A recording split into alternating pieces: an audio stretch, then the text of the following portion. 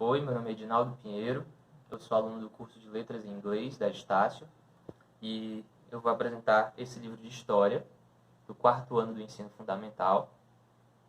As autoras são Maria Eduarda Noronha e Maria Luísa Soares.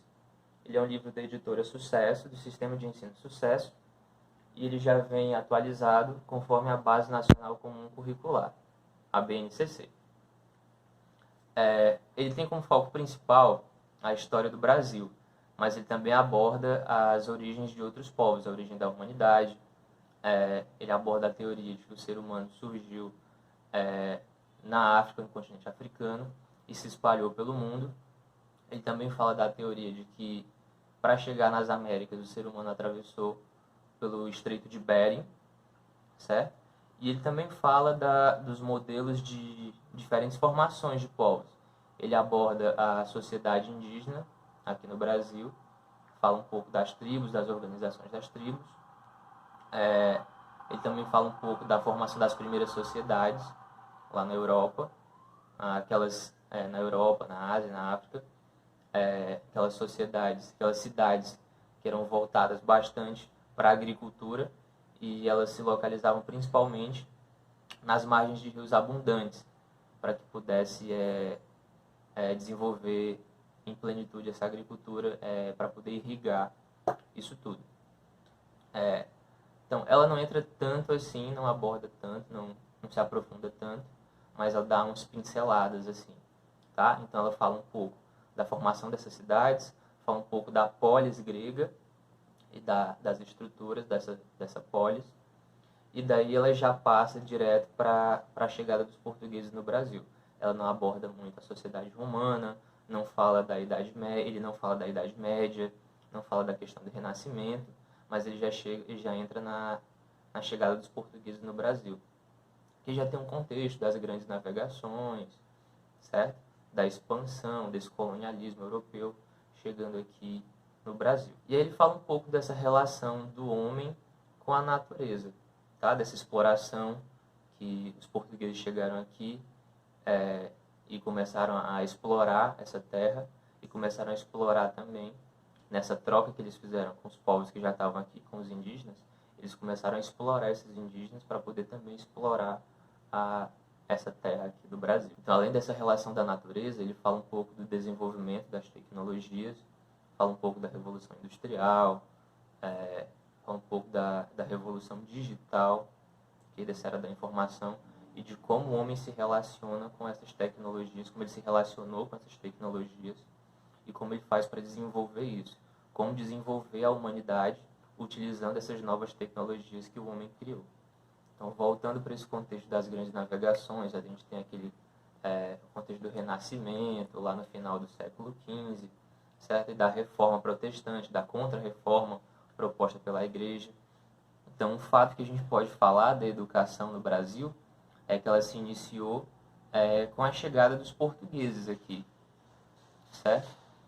Primeiro foi no sentido da exploração, de explorar a terra, e como a igreja estava lá com a Companhia de Jesus, buscando catequizar os povos que não eram cristãos ainda, então foram enviados padres para cá para poder catequizarem os indígenas, aliás. Então, eles começaram a montar alguns assentamentos. Então, a figura importante nessa catequização dos indígenas é o padre Manuel de Nóbrega, mas sempre com aquela visão etnocêntrica, de impor aquela cultura como se não existisse uma cultura anterior, impondo aquela cultura europeia, aquela cultura da igreja e dos portugueses, como se o indígena não tivesse uma cultura antes daquela, como se aquela cultura não importasse ou que ela não existisse. E aí chegaram os padres jesuítas, né? Eles montando assentamentos, criando novas escolas não, criando escolas para poder trabalhar essa catequização dos indígenas, porque na visão deles aquilo era salvação para eles. Aquela catequização era a salvação daquele povo. E, além disso, trazia novos fiéis, novos integrantes para aquela igreja, para aquela religião, né?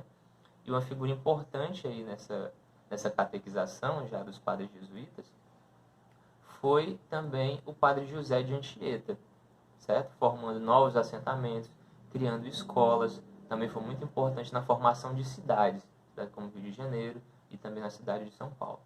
Aí eles começaram a trabalhar o modelo inaciano, que era do Padre Inácio de Loyola, né, que tinha como base aquele Ratio Studiorum, certo? E isso visando catequizar os índios para trazer, com aquela ideia de salvação ainda, mas também para trazer novos fiéis para poderem participar daquela igreja. E quanto ao diálogo interétnico, existe sim um diálogo interétnico explícito, porque ele apresenta aquelas relações que os europeus tiveram tanto com os povos indígenas quanto com os povos africanos que vieram depois, povos africanos que vieram escravizados para o Brasil, certo? Ele mostra essa relação que aconteceu entre os povos, tá? Mostra também a influência que cada um teve na sociedade, tá? Ele trabalha a parte do Brasil colônia, depois ele chega depois ele entra na chegada da família portuguesa e o que eles trouxeram de novo, começaram a modernizar a nossa sociedade, que até então era basicamente agrária, certo? A família portuguesa, a família real chegou aqui no Brasil e começou a abrir portos, criar universidades e assim melhorar a educação do Brasil. Educação essa, quando a gente fala, não é melhorar a educação para o país inteiro, para toda a população. Ainda era voltada para aquelas elites, né? Elite essa, geralmente elite agrária. Aí ele faz essa relação da cultura indígena, como que foi formada, como que era formada, e quais as influências que ela teve na formação do nosso país, nossa ideia de país. Também fala da origem africana, da influência que esses povos que vieram para cá, povos de diferentes regiões do continente africano, foram trazidos para cá, forçados, né, para o trabalho escravo, mas que também influenciaram na formação da nossa sociedade de hoje. Tanto que a gente tem palavras que são originárias do Tupi, algumas palavras são originárias da cultura africana, algumas religiões que existem ainda hoje no Brasil são religiões de matriz africana, e isso tudo é influência dessa miscigenação que aconteceu. Miscigenação forçada ou não, na grande maioria dos casos forçada, mas que resultou na nossa sociedade do que a gente tem hoje. E esse impacto a gente também pode ver que foi um pouco tardio, tá? Porque até pouco tempo atrás a gente não experienciava isso na nossa escola. A gente não aprendia sobre a cultura afro-brasileira, a gente não aprendia sobre a cultura africana, a gente não aprendia sobre a cultura indígena, tá? Que são os povos originários daqui do nosso país. A gente tinha uma visão muito eurocêntrica da história, certo?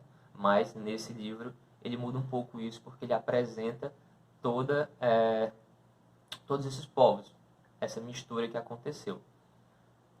Muito disso pode ser por causa da Lei 10.639 de 2003, que tornou obrigatório o ensino nas escolas, ensino em todas as escolas, em todos os níveis, da cultura afro-brasileira, da cultura africana e da história africana.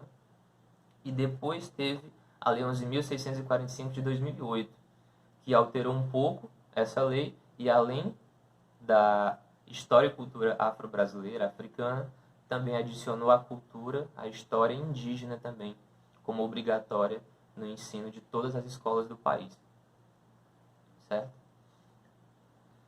E já que o livro é atualizado, conforme a BNCC, a Base Nacional Comum Curricular, a gente percebe que ele é um livro que exige do aluno que ele pergunte, que ele vá atrás, que ele indague, certo? Ele exige muito da formação do aluno, que ele seja um aluno participativo, que ele não seja só aquele aluno que recebe o conhecimento, tá? O professor ele vai funcionar como mediador. O aluno não vai, a educação não vai ser aquela educação bancária, segundo Paulo Freire, né? Que o professor vai só falar, e o aluno vai só escutar. Quanto mais o professor fala, melhor ele é. Quanto mais o aluno fica calado e só escuta, melhor é o aluno, mais ele aprende. Isso não vai existir. Como já é voltado para a BNCC, então o professor funciona como mediador E as atividades que eu pude perceber, ela indaga bastante do aluno, da opinião dele, o que ele pôde observar, certo? E pede para ele opinar como esse contexto histórico é observado na nossa sociedade de hoje, como ele observa aquilo, o que ele vê de influência daqueles povos que vieram aqui para o nosso país e formam o que é a nossa sociedade hoje.